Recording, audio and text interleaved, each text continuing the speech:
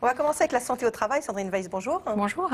Depuis quelques années, on parle de développement durable dans le monde du travail. Autrement dit, les employeurs privés et publics se préoccupent de thèmes tels que la protection de l'environnement et la santé publique. Alors, vous allez nous expliquer ce que font concrètement les entreprises.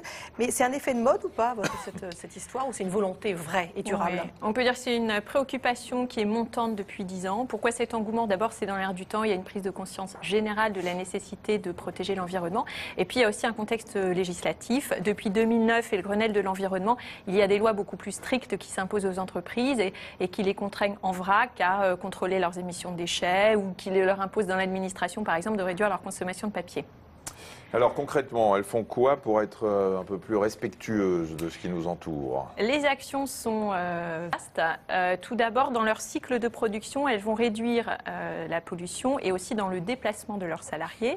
Elles vont utiliser des matériaux recyclés de préférence et puis elles vont faire pour certaines d'entre elles de la compensation carbone. Qu'est-ce que ça veut dire? Eh bien, elles vont évaluer l'émission de gaz carbonique dont elles sont responsables et elles vont reverser une somme équivalente à des ONG qui soutiennent des actions de protection de la nature, par exemple du reboisement. C'est vraiment l'idée de la compensation, autrement dit, je répare les dégâts que j'ai causés moi-même à l'environnement. Autre exemple de protection de l'environnement? Il y a un bon exemple actuellement, c'est tout ce qui est en rapport avec le développement des énergies renouvelables. On le voit avec, par exemple, l'avion solaire Solar Impulse 2 qui est parti d'Abu Dhabi en début de semaine. C'est donc un avion qui ne consomme pas de carburant, qui est soutenu par différentes entreprises, notamment par la fondation d'Albert II de Monaco. Et on va le voir, voilà, on ne va pas le voir, on va avec les pilotes. Alors c'est un avion, pour vous donner un ordre d'idée, parce que là on le voit dans un vol d'essai, et là c'est de Monaco. C'est un avion qui fait à peu près le poids d'une voiture et la taille d'un Boeing 747. Et qui roule beaucoup moins vite. Et qui roule beaucoup moins vite, c'est il vole moins vite. Ouais, il vole moins vite.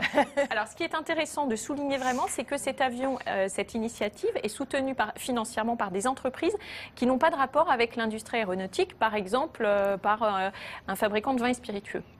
D'accord. Qu'est-ce qui fait que les entreprises s'intéressent à l'environnement maintenant? C'est l'air du temps, ça fait bien? Voilà, alors il y a ça et puis il y a évidemment un argument commercial. On sait aujourd'hui qu'un produit qui présente un label bio à prix égal, j'entends bien, va attirer 20% de clients en plus.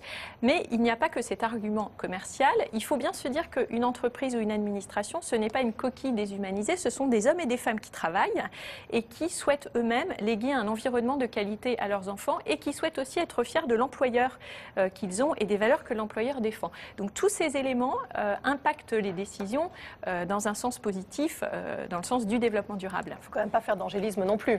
Bien sûr, il est évident que les dirigeants prennent des décisions en matière de développement durable à condition que ça ne leur coûte pas plus cher ou à condition que ça leur apporte des débouchés.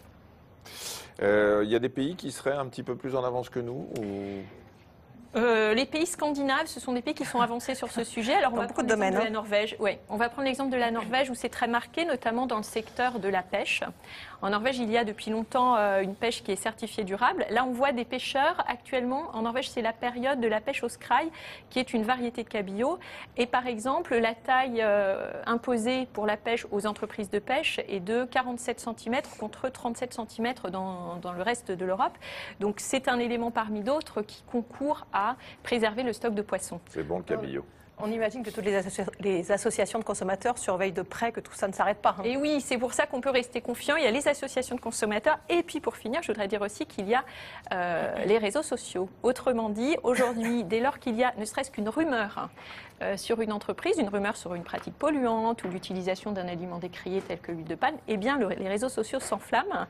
Donc les entreprises, les associations petites et grandes sont obligées d'être très vigilantes. Merci beaucoup.